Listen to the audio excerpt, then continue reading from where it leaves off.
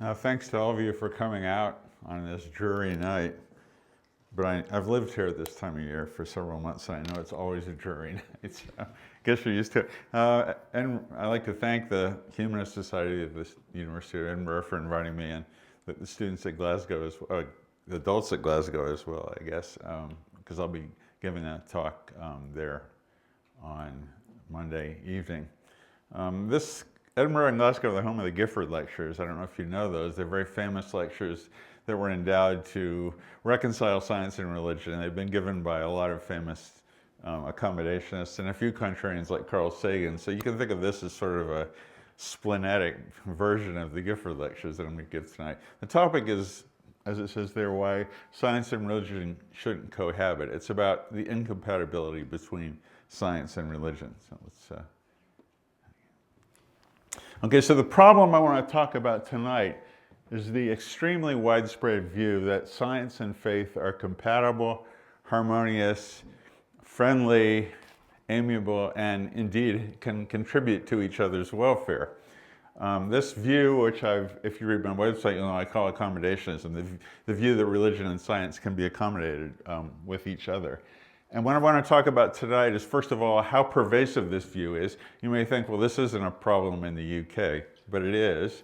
The reason why this is becoming increasingly problematic, or you hear so much more about science and religion now than you did, say, 10 or 15 years ago. I'll talk a little bit about what science and religion are and why I consider them incompatible. I'll then segue to the way that theologians fight back against the notion that they are incompatible, which I will maintain they are.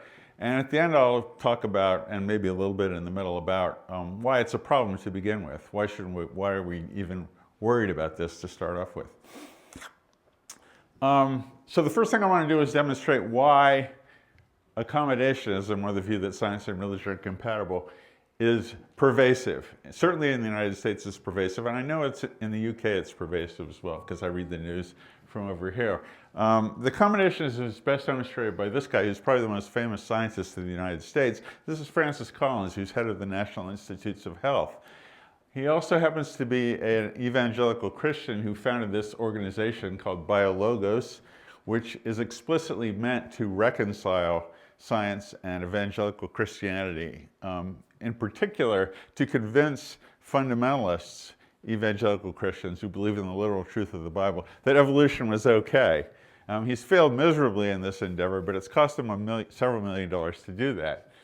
So here we have an example of one of the many organizations in the US which is devoted to reconciling science and religion. And a lot of these organizations and initiatives are funded by this rather nefarious organization called the John Templeton Foundation. Many of you may know who Templeton was. He was a venture capital and hedge fund and mutual fund entrepreneur who, when he died, decided he would leave his fortune to the business of reconciling science and religion. And the mission, as you can see here, serves as a philanthropic catalyst for discoveries relating to the big questions of human purpose and ultimate reality.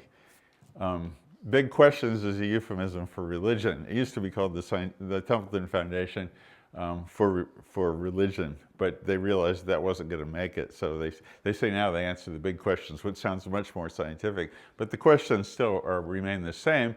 And the problem is that the Templeton Foundation is enormously endowed with money. They have a $1.5 billion endowment, which is much larger than most universities in the United States. And every year they give $70 million to scientists and other people who are faith-friendly. And the explicit aim, or implicit aim, is to show that science and religion have things to contribute to each other. So there's a lot of money going into this endeavor, and a lot of scientists lined up with their hands out, willing to take their money in order to fulfill their mission.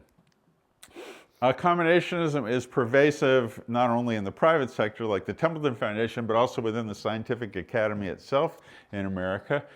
Most American scientific societies have made official statements about the compatibility of science and religion. Here's one of the most famous ones, the AAAS, American Association for the Advancement of Science.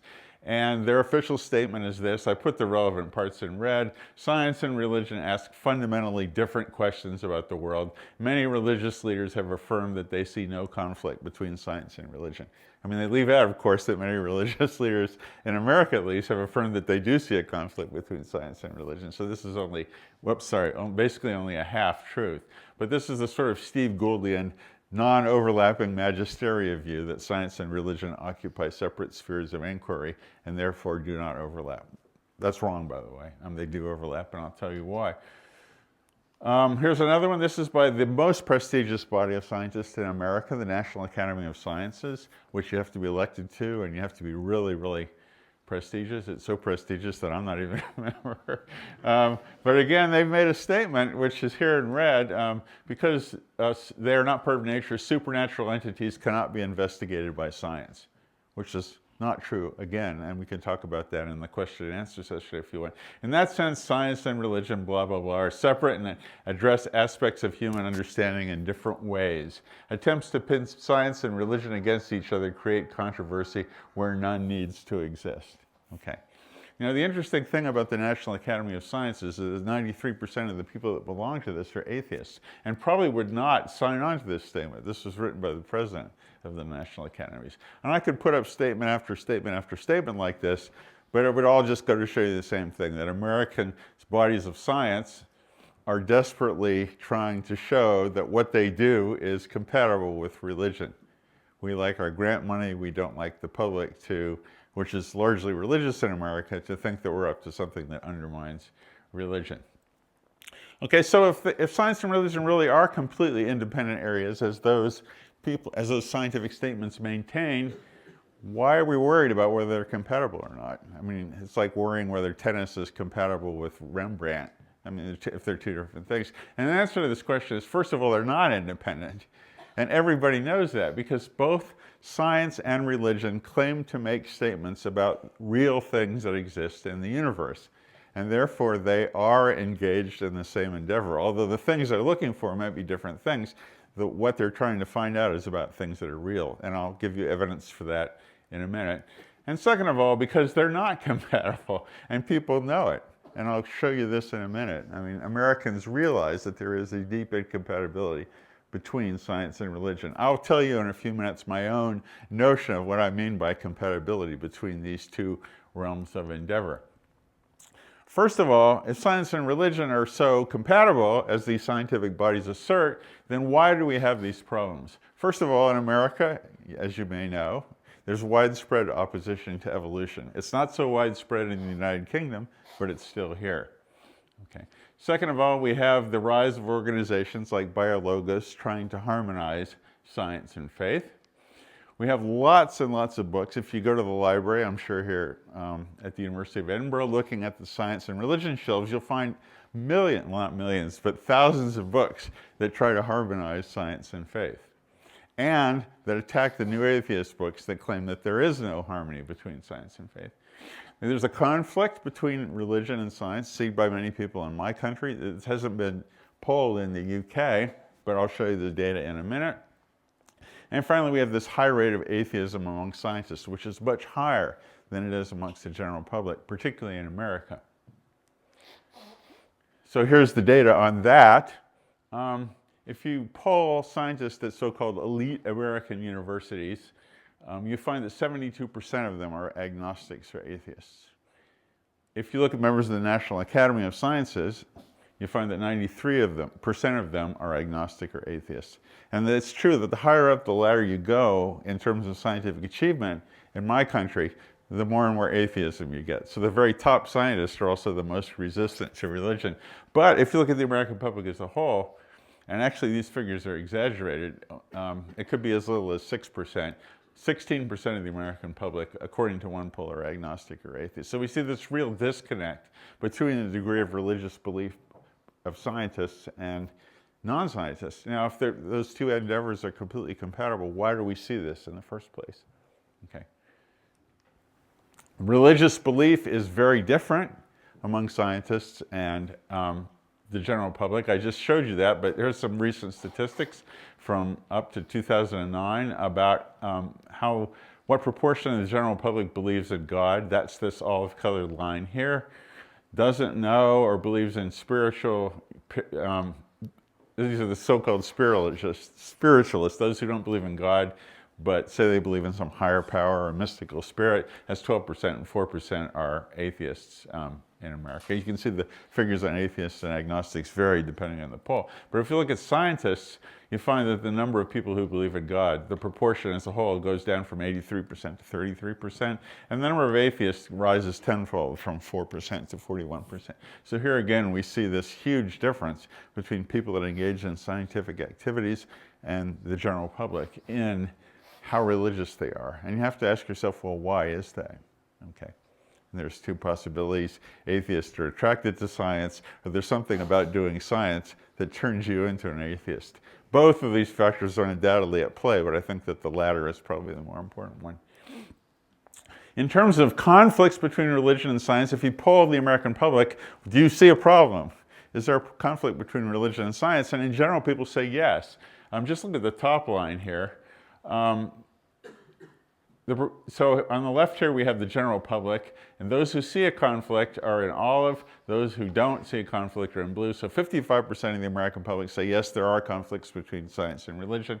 What I'm trying to do here is just show you that people perceive that there's a problem. This is not proof that there is a problem. I'll give you my take in a few minutes on why I think they are in conflict. If the statistics become somewhat less, if you ask people, does science conflict with your own religious belief? Only 36% of people say no, and 36% of them say yes, and 61% of them say no. But even so, those are substantial figures. So the public does recognize that there is a conflict between religion and science. And they're not stupid. I mean, there is something going on here, which I think is indicative of how widespread the problem is. A couple of years ago, I wrote a column for USA Today, which is sort of the Daily Mail of the United States. It doesn't show naked women on page 3, but it's a tabloid which is read by the average people. And I was lucky to get this in there because this is not a popular topic, saying that science and religion are incompatible. And you can see it got 1,319 comments. They were very pleased with that. Although this newspaper is not friendly to atheism, they're friendly to business and traffic, so they like that. And so I can write for them again, but that's a lot of comments. And of course, the vast majority of those said I was full of crap, that I was talking about, that I was hostile to religion, that I was strident, that I didn't really understand what religion meant, the usual thing that atheists get when they just say, I have a problem with God. It's probably the most telling evidence of the incompatibility between science and faith comes from a poll taken by Time magazine in 2006. And they polled the average sample of Americans, asking them this question: if science found a fact that contradicted the tenets of your faith, what would you do? And you had 3 choices. Keep the fact and give up the tenet of your faith, reject the scientific fact and retain the tenet of your faith, and the third one was, I don't know. I mean, I'm confused. I don't want to answer that question. So what percentage of Americans I will put this in here, but what percentage of Americans do you think would reject the fact in favor of their faith? Any guesses from the audience? 50%. What did you say? 50. 50? Anybody? Can I have a higher number? 60? Higher than that?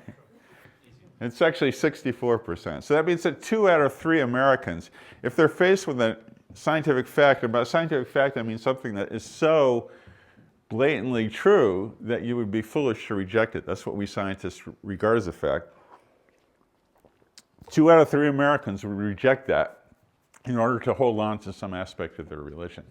Okay, this is a contradiction between an incompatibility between science and religion.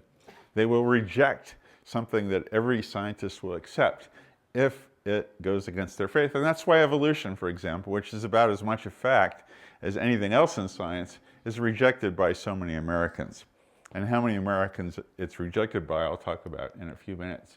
Well, actually, I can do that now. This is so embarrassing for me to talk about my country and how benighted it really is. But if you poll Americans and ask them what percentage of you believe in the angels. And by angels, I don't just mean spirits, the idea of angels. I mean real physical angels or ethereal angels, things that fly around and do what angels are supposed to do. You get 63%. 63 to 70% is what you get if you ask Americans, do you believe in angels? Do you believe in the existence of Satan? Do you believe in the existence of hell? That's a pretty high figure. And when you walk around the streets in America, you realize that 7 out of 10 people around you think that Satan is a real person. And yet if you ask them, do you accept evolution as true? What you get is a figure of, at best, 40%. In other words, 30% less, 30% fewer people accept Darwin than believe in the literal existence of angels. And this is really embarrassing as a fact about America. If you ask people if they believe in the naturalistic form of evolution, that is, there is evolution and God has nothing to do with it, then it goes down to 16%, 1 out of 6. So there's this real disparity between what scientists believe, which is overwhelmingly that evolution is true, and what religious people believe. Further evidence, as if I need to give you any, of conflict between religion and science. This is a graph I made from data that come from several places. 32 European countries were polled, and for each country the citizens were asked, this is separate data from separate polls, do you accept evolution and do you believe in God? And the belief in God is judged in various ways. And this way I think it's, how often do you pray? Do you pray more than once a day to yourself? And then each of these dots is a separate country. And you can see that amongst these 32 countries, there's this negative correlation between acceptance of evolution and belief in God. So those countries that have the highest belief in God, that's Turkey, for example, also have the lowest acceptance of evolution. So there's something here that shows that there's a negative correlation. It would be even stronger if you included sub-Saharan African countries and countries in the Middle East, where there is no belief in evolution in places like Iraq. They just don't even teach it there, or Syria. And the belief in God is extremely high, almost 100%. Then the line would go all the way down to there. But anyway, that's the least squares regression line. If you're a statistician, this is highly significant. Where's the US? We're right here, second lowest to Turkey. This is very embarrassing. We have about 80% belief in God and about 40% acceptance of evolution. That's, again, that acceptance of evolution is the maximum. Where's the UK? You guys are doing much better, okay? So you have about 75% acceptance of evolution and about 40% belief in God. But you fall pretty well on the line. The US is even lower. We're a hyper-religious country for reasons that I won't get into, but can talk about later. But again, this shows that there's this sort of conflict. The more you believe in Darwin, the less you believe in God. Now, there's several reasons why this might be true. One of which is that the more you come to accept evolution because of the facts, the more you give up God. That's probably true to some extent. Certainly, people like Richard Dawkins have confessed this explicitly. But it's more likely that your belief in God is something that comes to you when you're very young. It's inculcated by your parents. That immunizes you against the acceptance of evolutionary biology. And there are data which show that that's indeed the way it works here. You start off with a belief in God, and the more religious you are, the less willing you are to accept the scientific facts of evolution. So here, again, we see evidence for incompatibility. Okay, so that's the pervasiveness of the problem in the United States, the desperate desire to make evolution and religion compatible, even though the data shows that they aren't. And the question is, well, why is this happening now? There's all these spates of books that are being issued trying to find harmony between science and religion. Just go to your local library and look at the bookshelf for science and religion. You'll be stunned at how many books there really are. Almost all of those books show that they're compatible rather than incompatible. Why now? Well, this is one obvious answer. It's the rise of New Atheism, which started with Richard Dawkins' God Delusion, which I think was 2006. Then Sam Harris's book, Christopher Hitchens and Dan Dennett. And these books have an explicitly scientific cast to many of them. Richard is a scientist. Sam Harris is a neuroscientist. Christopher Hitchens has a great respect for and writes about science. And the rise of New Atheism is connected deeply with the rise of a scientific attitude towards things, and also an explicit call for evidence. So one of the characteristics of New Atheism is that New Atheists ask religious people to give evidence for their beliefs in a sort of scientific way. Why do you believe what you do? What is the evidence for your belief? And that puts religious people on the defensive because they're now in the ring with scientists arguing about evidence. Okay. And in fact, each of those three books has spawned a number of things that Richard calls fleas, letters against them. So there's Sam's books, and then these are the books by religious accommodationism showing why they're wrong. Here's Richard's books, and then there's 10 books that have been published refuting the God delusion. It's gotten people very angry. Okay. So that's one reason. That the rise of New Atheism has spawned a counterattack on the part of religious people who do not like the idea that they have to provide evidence for their beliefs. The rise of science also threatens people in other ways. There are recent findings about science which make people who are religious uncomfortable. First of all, of course, is the most common in America is evolution is true. Every day we get more evidence for evolution. By now it is unequivocally established, and people don't like that very much, at least Americans. It threatens their worldview, it threatens their self-image, it threatens their view of something creature that was created specially by God as his sole object of creation. Cosmology and the Big Bang, the idea that the universe literally did come from nothing, or at least from a quantum vacuum, threatens people. If we're just the result of some huge explosion that happened 14 billion years ago, what does that mean? And the fact that we're going to all be incinerated in 5 billion years, what does that mean? It doesn't make us seem very special. The fact that morality, which was previously had no explanation scientifically at all, is now beginning to receive scientific explanations by people like Franz de Waal. We can see moral sentiments in their rudiments in our closest relatives, the chimpanzees, and we're beginning to understand, either the evolutionary or secular cultural basis of morality, a phenomenon which was once imputed solely to God. The increasing notion, which I will defend with my dying breath, that we don't have free will, that we're beginning to realize that we do not have make free choices that are made by our unconscious, often well before we think we've made those decisions. This is deeply threatening to religious people because, of course, free will is a very deep part of many religions, such as Christianity. You have to freely accept Jesus or not before you're going to go to heaven. If you can't do that, then the religion has no meaning whatsoever. And yet this is what psychology is telling us right now. So what this creates is a situation in which people don't want to be thought of as hicks or rubes or backwards.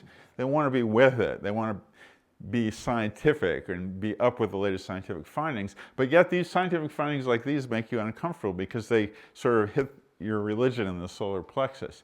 And this causes this sort of cognitive dissonance between religion and science. It is an incompatibility because all of these things are at odds with some religions and some notions of religion. And finally, this was told to me recently by an ex-Anglican priest, that one of the reasons that religious people are so desperate to comport their own beliefs with science is because science is part of, I don't know how true this is, but it sounds convincing to me, that science is part of the human story. It's a human endeavor. It's been remarkably successful in helping humanity. And theologies are about the human story. And therefore, if you're going to have an up-to-date, sophisticated modern theology, you have to incorporate science in it. So these are reasons why religious people want to comport faith with science. These are the reasons why they find it difficult to do so. Okay. Probably the most telling statement on why science makes religious people uncomfortable is by John Hott, a theologian. I'll actually give his statement in a minute. A theologian I debated a couple of years ago in Kentucky. And it all comes from this statement, which you may be familiar with. Steven Weinberg, who was a Nobel laureate in physics, who unified two of the fundamental forces, made this statement in one of his books. The more the universe seems comprehensible, the more it also seems pointless. Okay. He's since backed off a little bit for that. What he says he means by that is that we don't have a point that was given to us by a deity. We can make our own points, but of course we knew that's what he meant in the first place. But regarding this statement, this theologian John Hott said the following: religion can put up with all kinds of particular scientific ideas so long as these ideas do not contradict the sense that the whole scheme of things is meaningful. And by meaningful, he means meaningful in a way where the meaning is given to you by some divine being. What people cannot abide is the conviction that the universe and life are pointless, which is what really science is telling us. Pointless in the sense that there is no externally imposed purpose or point in the universe. As atheists, this is something that is manifestly true to us. We make our own meaning and purpose. But for theologians, that's anathema. A meaning and purpose has to be given to them from the outside. So the lesson of science seems to be what Weinberg says, and yet you can see here this is something that religious people cannot abide. So here we see the fundamental conflict between science and religion. It is a conflict of meaning and purpose and specialness in the universe. Okay, so I've talked a little bit about how pervasive the conflict it is, why it's happening now. Why is it important? Why am I talking about this? Why aren't I talking about the compatibility between science and art, or science and food, or something like that? It matters for several reasons. First of all, if science and religion are considered compatible ways of looking at the universe, or complementary ways, that's a pollution of science by superstition. This is manifested by people like Francis Collins, for example, who goes around saying that science provides evidence for superstition, the moral law. The fact that humans have morality is evidence for God. The fact that the laws of nature are fine-tuned for the existence of humans provides evidence for God. So when you mix up science and religion and try to comport them in this way, it really is a pollution of science and the naturalism on which science is based. There's the false idea promulgated by theologians that other ways of knowing are as valid as science. And by other ways of knowing, they mention things like art and music and literature and jurisprudence. And it's a matter of debate whether those are indeed ways of knowing about the universe. We can argue about that. I haven't settled that in my own mind. But of course, the real thing that the theologians are doing is trying to show that the religious way of knowing is another way to understand the universe, which is through revelation. Theologians who are engaged in the religion science debate make unfair and untenable criticisms of science, which are insupportable, and I'll talk about these a little bit later. The false idea that religion can produce knowledge is promulgated by this idea that science and religion are compatible. And finally, the most injurious thing, I think, is that religious knowledge is different from scientific knowledge in that you think you have the absolute truth when you're religious, and you don't when you're a scientist. And when you think you're in possession of the absolute truth that is given to you from above, you're liable to do all kinds of dangerous things, and history bears witness to this. So let me start off by the compatibility argument by defining what I mean by science and religion and compatibility. And then we'll go on to see how theologians deal with it. Science, you know what science is. How many of you do science in this room? Okay, so there's a lot of them. And the rest of you know how science works, so I'm not going to go into this. There isn't really any scientific method. We know now that scientists work in a variety of ways to find out what is true about the universe. But we know there's certain things about science that are generally true, that has to be based on repeatability. Somebody else has to be able to find out the same thing you did. There's referees that check your results. You always are constantly looking for flaws in your experiments to see if you're wrong. Other people are constantly looking for flaws in your experiments. And everything that you find out as a truth in science is provisional. There are no absolute truths in science. There are things that come pretty close, like water is H2O. That's the formula. And evolution is pretty close too. But science never claims that we have the absolute handle on reality, and what we know is always changing to some degree. Okay? It's based on repeatable observations, experiments, replication, and falsifiability. The best characterization of science I've ever seen is this one given by Richard Feynman. The first principle is that you must not fool yourself, and you are the easiest person to fool. So you have to be very careful about that. And I know this because when you're at the lab bench, you really, really, really want your experiments to come out a certain way many times. And unfortunately, they don't come out that way. So science is there to keep you from publishing stuff that is what you want, even though it's not true. And so science is really basically a very sophisticated system of methodology. And I consider science to be not a body of knowledge, but a method of finding out stuff. It's a procedure rather than the accumulated wisdom of ages, which changes over time. The procedure doesn't change. And it's all based on keeping you from fooling yourself, from finding out the results you want rather than what's true about the universe. And the fact that it's competitive and you have people that are trying to undermine you and stuff, that's all to the good, because it means the truth will out. Religion, on the other hand, is based on fooling yourself. I mean, that's the whole premise of religion, is that you want to fool yourself into believing what you want to be true. And that's the antithesis, the complete antithesis of what Richard Feynman is saying here. Okay, real religion, we know how that works. I won't ask how many of you are religious. I'm sure some of you are, and that's fine, because we'll have a lively question and answer session. But it's basically based on faith, dogma, authority, and revelation.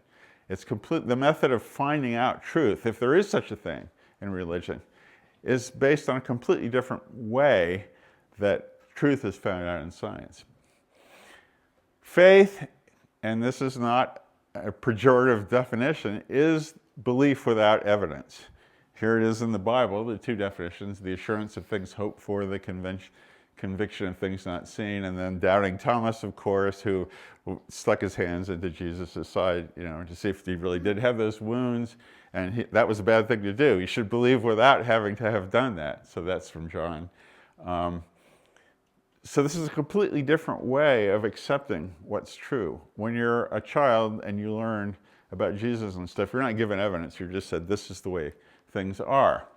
Religious ideas do change too. I mean, they're not the same now exactly as they were in medieval times, although many of them are. But religious ideas don't change because we find a greater understanding of God or how he works. We don't know one iota more about who God is or what God is like than we did in the 12th century. Why not? Because we have no way of finding out. But religion has changed. It's become more friendly to gays. It's become more friendly to women, except for the Anglicans this week. But that does not come from some spiritual revelation. It comes from the pressure of secularism in society. The Mormons had the revelation that black people could be ministers when the pressure from the civil rights movement was so great that they could no longer maintain this view that black people weren't suited to be part of their church. That's what's happening to you and the Anglicans right now. It's becoming increasingly realized that women deserve moral equality to males, and this pressure is bearing on the Anglican Church. And they almost gave into it this week. And I wish they would have, but if they had, it wouldn't have come from some revelation that all of a sudden we know women can be bishops. It would come from the pressure of secular society. So religion, insofar as religion changes, and it doesn't change very fast, that does not come from any greater understanding of the nature of God or anything like that. It comes from pressure from secular society, things that are happening outside of religion itself. Okay. And so I've redefined science in terms of religion here. It's the assurance of things that do exist and hope for or not. That's important. The truth is the truth whether you like it or not, and the conviction of things seen rather than hoped for. Hebrew refers to my previous incarnation as a Jew, which I gave up when I was 16. Again, in science, faith is a vice. If you have faith or belief that this is true without evidence, you're doing something wrong that's inimical to the scientific method. In religion, faith is a virtue. It is a virtue to believe and not to question, although this is greater or lesser amounts of questioning are tolerated in some churches. In science, you have ways of knowing that you're wrong. Many people think, as Karl Popper adumbrated, that one of the hallmarks of science is falsifiability. An argument is not a scientific one unless there's a way to show that that's wrong. And I adhere to that largely. Evolution, there's a lot of ways that you could show that evolution is wrong. I'm an evolutionary biologist, and there are some things that would convince me it was wrong. We don't have those things because evolution isn't wrong, but we have ways that we could tell it wrong. In religion, there is no way of knowing whether you're wrong. Absolutely no way at all, except for certain of the tenets which can be disproven by science. Okay. Here's the most common argument made to show the compatibility between science and faith. And that's this: the existence of scientists who are religious. How many of you know Simon Conway Morris? He's one of yours. Well, I don't know. I mean, he's not Scottish. He's at Cambridge. And, he's a very famous paleontologist, and he's also a Catholic. And Kenneth Miller is also a Catholic in the United States, and they're both good scientists, especially Simon Conway Morris, who did path-breaking work on the Burgess Shale fossils. So people say, well, look, these guys are religious. They go to church every Sunday, they're Catholics, and yet they're scientists at the same time. So doesn't that show that science and religion are compatible? And my answer to that is simple. Well, if you can hold two things in your mind that are that different, if you can go to the lab and do one thing and then go to church on Sunday and profess something that's completely inimical to science, then that doesn't show compatibility, that shows cognitive dissonance. The simultaneous embracing in your mind of two worldviews that are at odds with one another. I mean, I can show that lots of Catholics are pedophiles, and yet does that mean that Catholicism and pedophilia are compatible with one another? Certainly not. It just means that people can sexually abuse children and at the same time say Mass. We all know that that's happened a lot. So this doesn't demonstrate compatibility of science, it demonstrates cognitive dissonance. Okay, now I'll tell you what I really mean by compatibility, cognitive dissonance. Okay, before I tell you what I mean by compatibility between science and religion and why they're incompatible, let me just assert, and believe me, this is true because I've read a lot of theology over the last year, that theologians, many of them, not all of them, claim that they are indeed finding out true things about the universe through religion. And that if those things were not true, they would not believe in their belief. I mean, the most common one for Christians is the resurrection. Many, many theologians have said, if the resurrection didn't happen, Christianity crumbles. I'm not going to be a Christian anymore. So that is a belief that's founded on a scientific claim. Here's two bits of evidence. This is John Polkinghorne, a Brett physicist turned, I think, Anglican priest. Theology is not just concerned with the collection of stories that motivate an attitude towards life. That's the sort of Kierkegaardian, religious religion that many sophisticated theologians believe. It must have its anchorage in the way things actually are and in the way they happen. This is an assertion that religion at bottom is based on true things about the universe.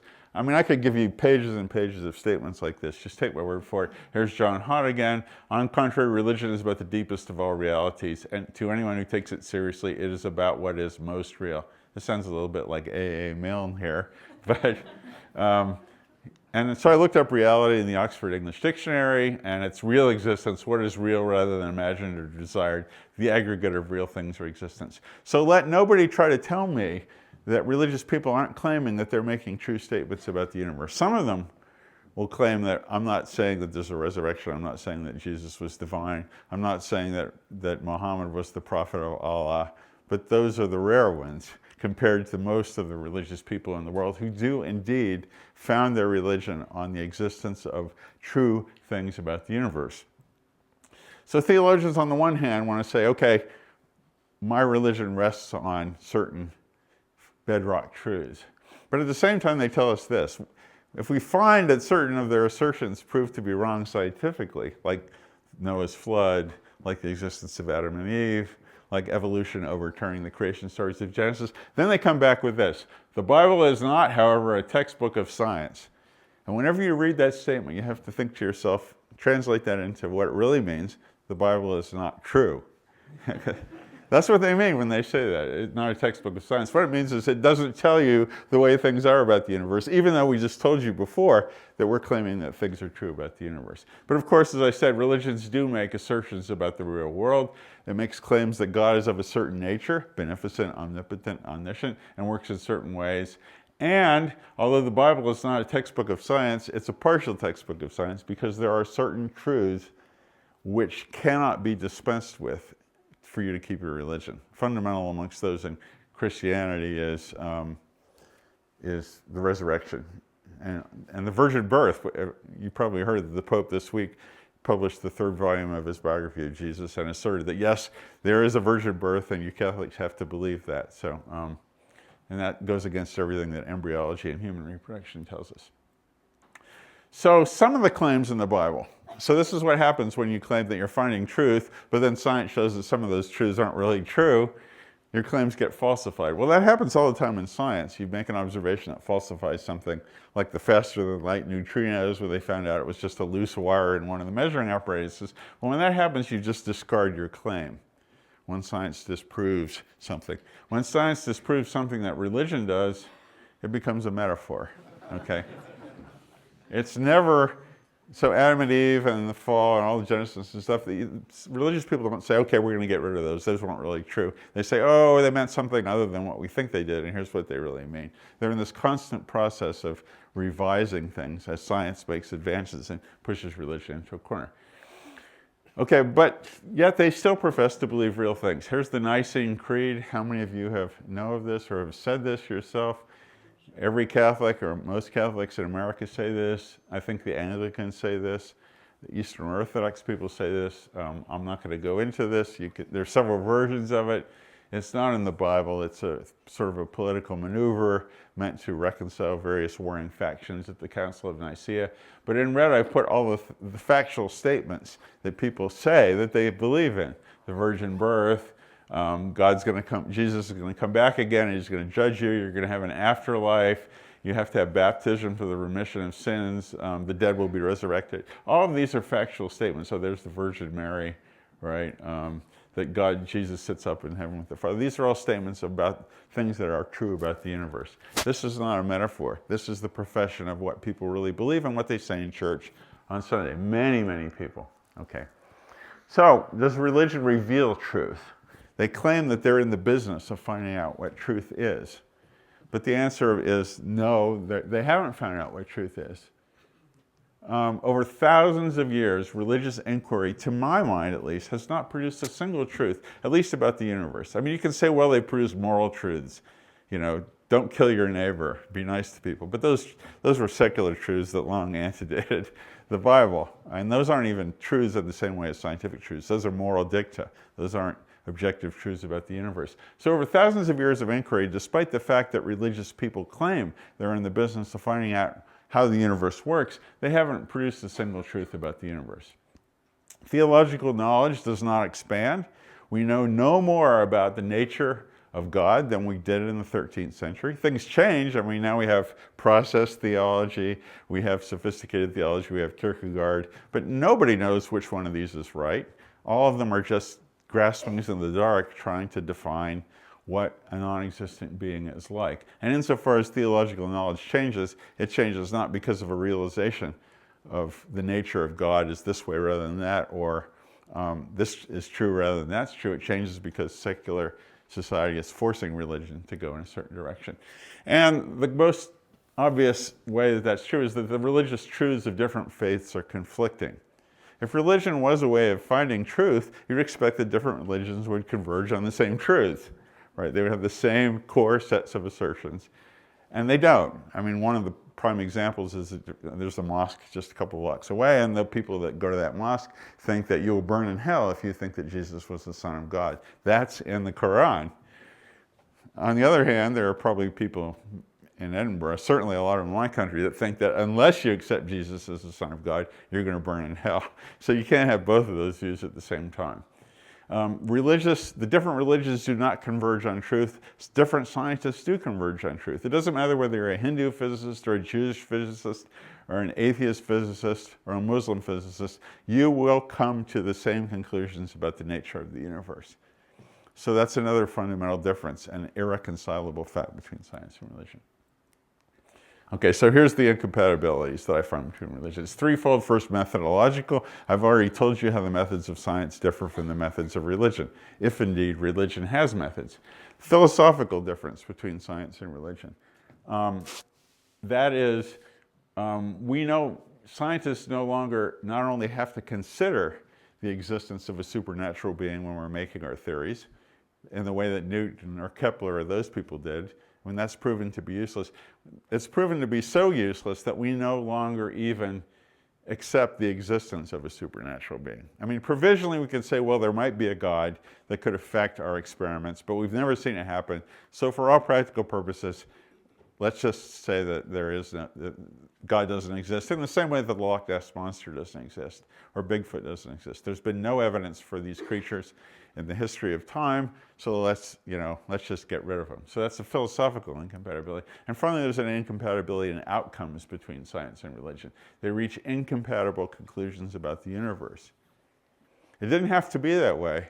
If the Bible was right and was a textbook of science, as it was long regarded to be until Darwin came along by most people, he can talk about St. Augustine and stuff, but really in many ways he was a literalist, and so was Aquinas.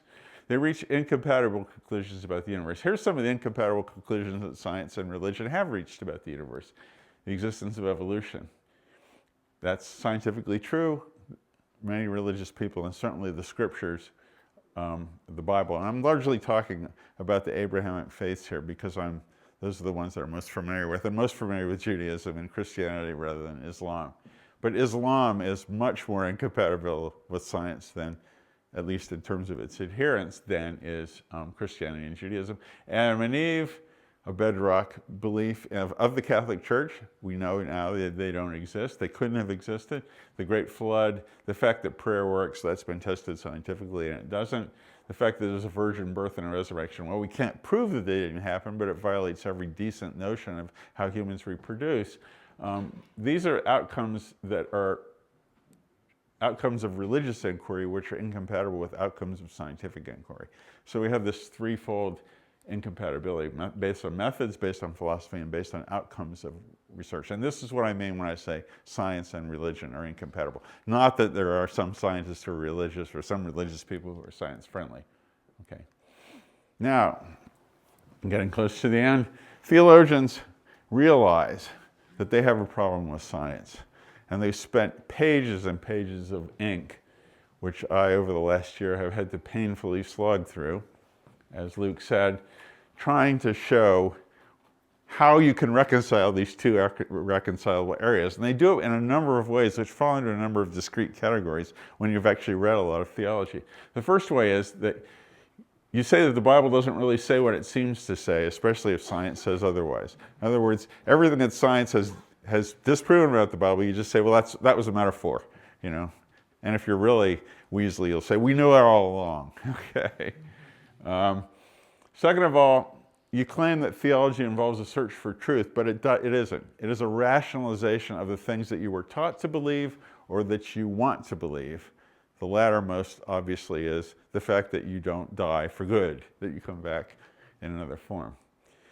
The gross fabrication of arguments for whole cloth. Theologians are very good at this. They make stuff up when they get into a tight corner. I'll give you examples of all these in a minute, and some of them are quite humorous. They rationalize every single observation as comporting with God's plan. It does not matter what you see about the world. If there's one observation that would, to me, show that there wasn't any God, it would be the Holocaust. But believe me, theologians have gotten around that. And I could give you 5 or 6 ways that they've shown that really the Holocaust was part of God's plan, you know, after all. And it makes sense if you really know what God is like. Unfounded claims to understand the nature and intention of God. We don't know what God is like, much less whether he's omnipotent, omniscient, or omnibenevolent. But yet those claims are made repeatedly. Even though those same theologians, when asked about things like the Holocaust, will say, well, we don't know what's really in God's mind. We don't know why he did this, but it must be all for the good. Those same people will at the same time tell you that they know that God is good and benevolent and stuff like that. And the only riposte to that is to say, well, how do you know that? That's what new atheists do. And you deem faith not agreeing with the theologian's own as incorrect. That is, your faith is the right one, everybody else's faith is the wrong one. The best way to argue with the theologian is to ask that person, how do you know that you're right and the Muslims are wrong? Okay, and then watch the fun that happens when you do that. And finally, and I'll give you an example of this, you quote what another theologian says and then blithely go on and assume that what that theologian says tells you what's true. And so therefore, a statement that somebody makes offhand, you assume it's true. Okay, so here's some examples of each of these. First of all, the Bible doesn't say what it seems to say. Even Aquinas and Augustine believed in the literal truth of the story of the Garden of Eden and Adam and Eve. All humanity descended from these two individuals. They sinned. That was the original sin. It caused the fall. That's what Jesus came back to save humanity from. We know now from science that this could not have happened. How do we know that? Because population genetics, we could back calculate and tell how small the human population must have been during its history. And what we found out in the last couple of years is that it could not have been smaller than about 1,200 people. So at no time did we ever have a bottleneck of 2 people, Adam and Eve. Okay, so how do theologians respond to that? Well, they say, we knew it all along, it was just a metaphor, you know. But of course, when you do that, then you're making this argument as well, that Jesus died for a metaphor. And what does that mean? I mean, this is why Adam and Eve is so confusing and confounding to religious people now. Because without the existence of Adam and Eve, Jesus makes no sense, and the resurrection and him being a savior makes no sense. And yet we know that Adam and Eve doesn't exist. So what do you do? And it's really humorous to see theologians say, well, there might have been like 2,000 people, but 2 of them were designated as sort of the heads of everybody else, you know. But that's, you know, I mean, that's just making stuff up post facto to save what you want to believe. It's a lot easier to believe that this whole thing is just fiction. And if you find the refutation of a story that's as pivotal as Adam and Eve, that should breed in you some skepticism about the rest of the Bible, okay? Because we know how the Bible was written as a collection of fables that were put together by various people at various times. There might be some historical truth in there, but this ain't one of them, okay? Rationalizations of things you already believe. That's what, unlike science, where what you want to believe is completely irrelevant, in theology it is pivotal. Here's John Hott talking about the afterlife. We have no evidence for the afterlife. Nobody's come back. The people that claim to speak from the dead are not credible. So as far as we know, there's no evidence for an afterlife. Here's John Hott explaining, well, why he still believes in it. If he was to try to elicit scientific evidence of immortality, that is, where is your evidence, John? I would just be capitulating to the narrow empiricism that underlines naturalistic belief. Translation, I don't need no stinking evidence for that. You know? I just want to believe it, and here's the proof that he wants to believe it. What I will say is that the hope for some form of a subjective survival is a favorable disposition for nurturing trust and a desire to know. That's a lot of words, which just mean that I believe in the afterlife because it makes me feel better. This is what the Bible says, the assurance of things hoped for.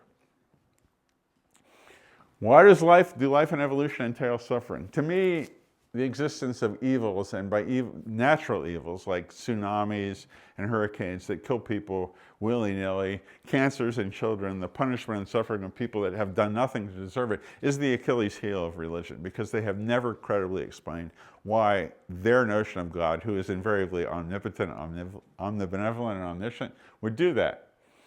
Well, theologians grapple with this problem and they have ways of solving it. Here's John Hott again. I quote him a lot because part of these slides came from when I debated him, but I've tried to put other people in as well.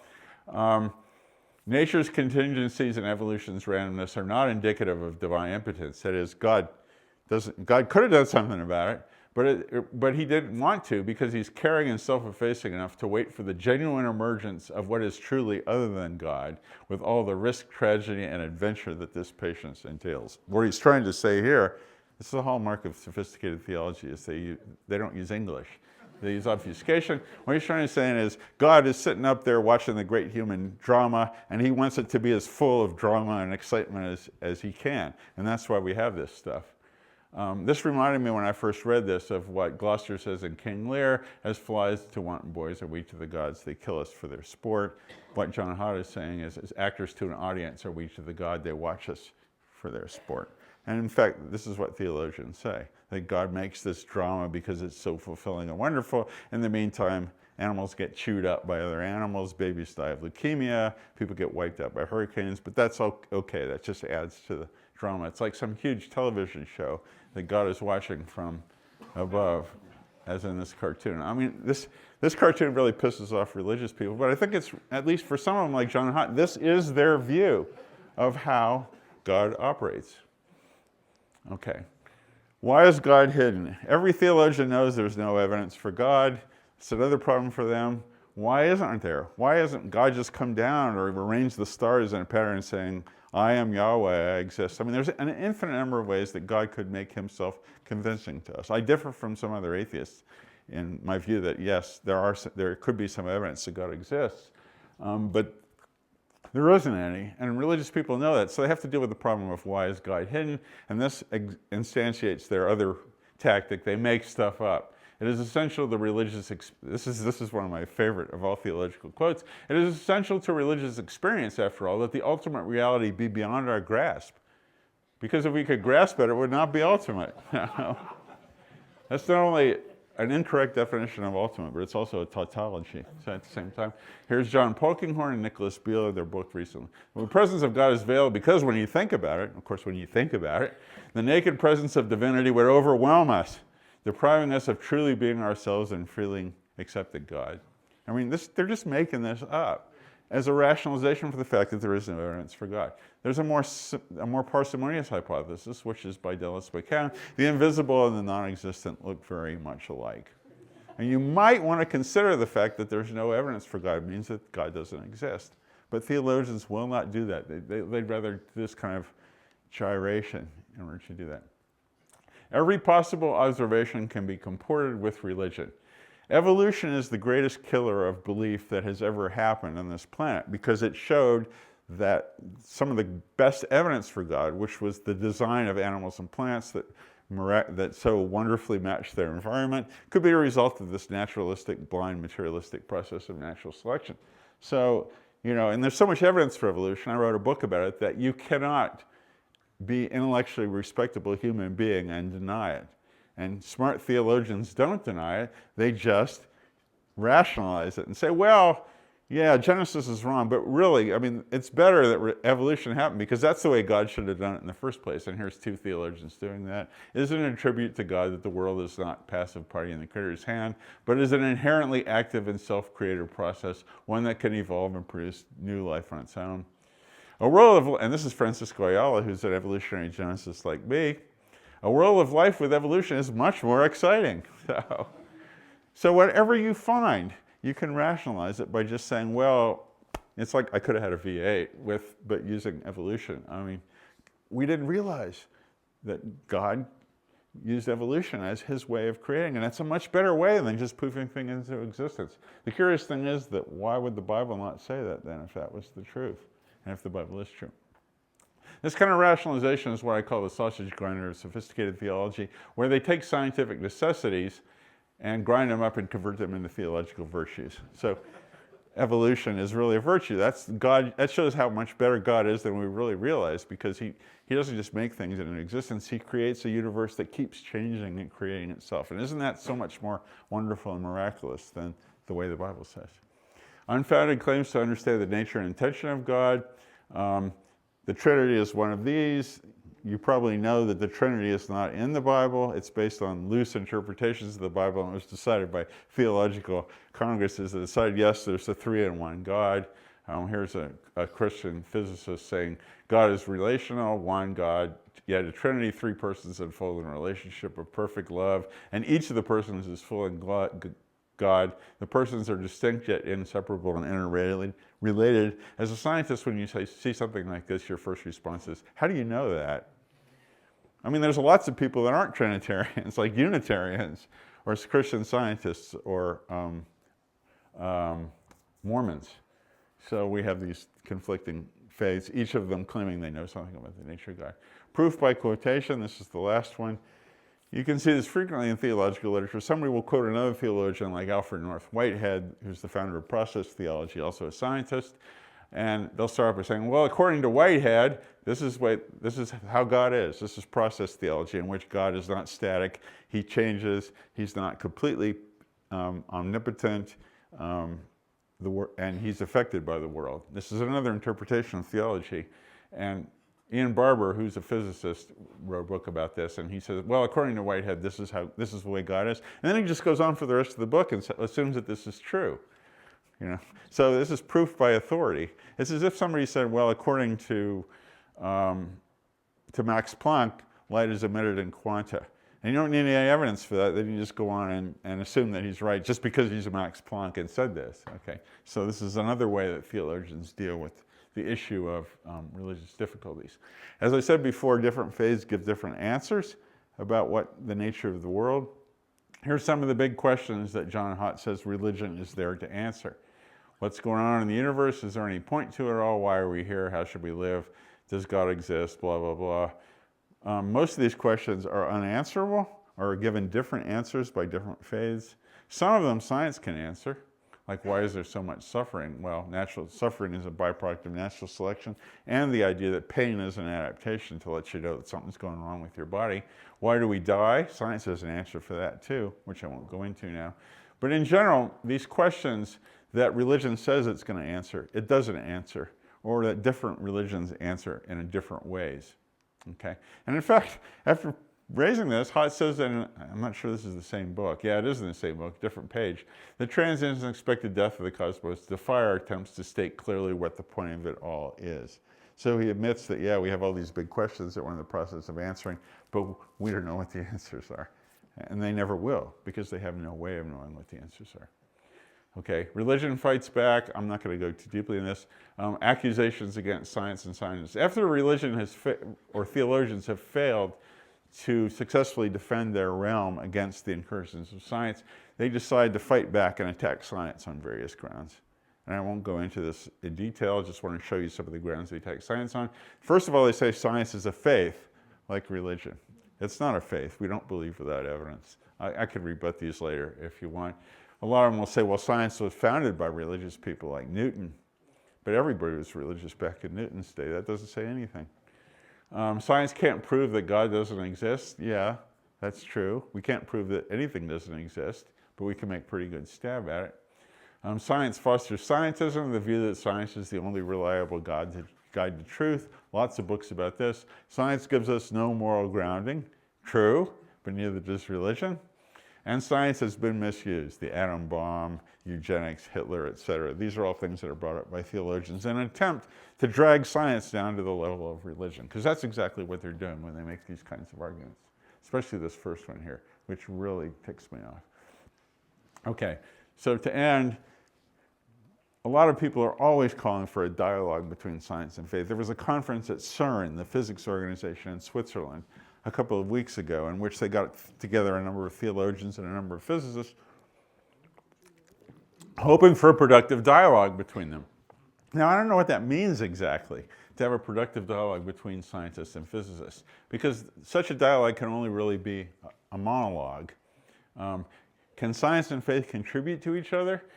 Can science contribute to faith? Certainly it can. I've already shown you how it can, because it disproves the faith's assertions about the world. It's disproved Adam and Eve. It's disproved the flood. It's disproved the existence of a spontaneous creation. We've come pretty close to disproving the fact that people can't come back when they're dead. But, you know, maybe that was a one-off. So science can contribute to faith, but only in the sense of eroding faith. Can faith contribute to science? And the answer is absolutely not. I can't think of a single thing that religion has ever done to foster the progress of science. Now you can say, well, Newton and the early Christian scientists were motivated in their science by trying to understand God's plan. Well, maybe that's true, and maybe at that time it was possible that a religious impulse pushed science forward a bit, but certainly no longer. Religion has nothing to contribute, as far as I can see, to faith. We have no need to engage ourselves with theologians or people that believe in the supernatural. That only impedes science, it doesn't forward it. And therefore, because of this sort of one-way feedback of information, science has greater authority than theology. There's no doubt about that. Theologians know it, they're on the defensive, but they don't like it, and they claw tooth and nail back to try to gain some respectability. Why does this matter? Okay, to end up with, why do I care whether science or religion are compatible? Because, well, I wouldn't care if people kept their religions to themselves, but many people don't do that. Religion is rarely a personal matter in the same way that other personal beliefs are, like if you do stamp collecting or you like to drink fine wine or something. If people didn't think a religion was a reliable way to attain truth, they wouldn't enforce their truths on others. So there's something about religion where you think that somebody from above has given you the absolute truth that impels you, not all religions, but some religion, impels you to try to enforce that truth on other people. So if you think you have the absolute truth, unlike science, where we don't think we have the absolute truth, religious truth is of a different nature. It's an absolutist nature, and it's a truth that sort of, in many religions, compels you to try to make other people believe the same way you do. Not just by talking to them, but by making your beliefs force of law. This is a statement that just was revealed. This is a textbook in Toronto for Islamic kids at a school. And this is the relevant part. The divine faith, this is what's taught to school kids. The divine faith, guided by holy precepts and instructions of Islam, is to endeavor to rescue the oppressed masses, to establish peace and justice, to acquaint the unaware people of the whole world with Islam and Islamic rules and regulations. What they mean here is jihad. You don't just endeavor to rescue them, you do it at the point of a sword. That's really what this book is about here. So this is basically an explicit statement that we know what the truth is, and by God, we're going to make everybody else adhere to it. And that's why making religion into a kind of scientific endeavor is bad, because it causes you to then force these truths on other people. This is best instantiated by the Catholic Church, its various positions. I showed this slide in my debate with the Catholic theologian John Hott. He found it so offensive that he tried to censor the video of our debate, because he said this would certainly offend people who are Catholics. But I think it's true. The Catholic Church, because they have a position of knowing the absolute truth on certain issues, have enforced a number of doctrines which I consider deeply pernicious to society. And here's some of them. Opposition to birth control, also to prevent AIDS. They would rather have people die from AIDS than use birth control. If there's ever an odious position, that's one of them. Opposition to abortion, especially in Ireland, where this woman died a couple weeks ago because the fetus still had a heartbeat, even though it was stuck inside and going to die.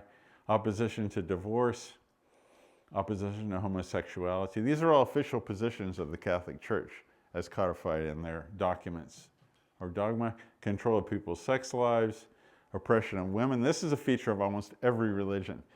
And if you want to look at the diagnostic feature of religion, one of them would be oppression of women. And you've shown this again this week by your refusal to let women become bishops in the Anglican Church. Sexual abuse of children. I wavered a little bit about this because I wonder, well, is this really an official position of the Catholic Church? But it's so clear that there was an institutionalized cover-up of what happened to the rape of children that I do consider that position. And the only reason this happened is because the Catholic Church claims for itself a respectability and a knowledge of the truth and an ability to control the lives of its adherents that they could get away with this. Installation of fear and guilt in children. How many of you know somebody that's been traumatized for life by Catholicism? I know quite a few. Even into their 40s, some people still bear this residuum of guilt, which works itself out in various ways. None of this would be around if religion did not claim that it had the bearing of the truth. If there was no religion in this world, we wouldn't have any of these things at all, because none of these make any sense except in a religious framework. Okay, so real truth does not come from God. If you think you got real truth from God, you're wrong, and you're liable to impose it on other people, which is almost uniformly bad. It comes from empirical investigation and analysis, i.e. the scientific method construed broadly. Christopher Hitchens said this so well: what can be asserted without evidence can also be dismissed without evidence. Religion is an assertion without evidence. It is an attempt to fool yourself in the most invidious and pervasive ways. And a final quote from Stephen Hawking: when religion, and I think religion will disappear. I mean, people say religion is with us to stay. To those people, I have one word answer: Scandinavia, where it's gone away in the last 200 or 300 years. It can go away, and it is going away, and science is one of the forces that is making it go away, and it will win because it works. Science does answer questions about the universe. It doesn't tell us what the meaning of our lives is, but neither does religion. It doesn't tell us how to behave morally, but neither does religion. Those come from secular ruminations. So that's all I have to say, and I'll be glad to answer questions.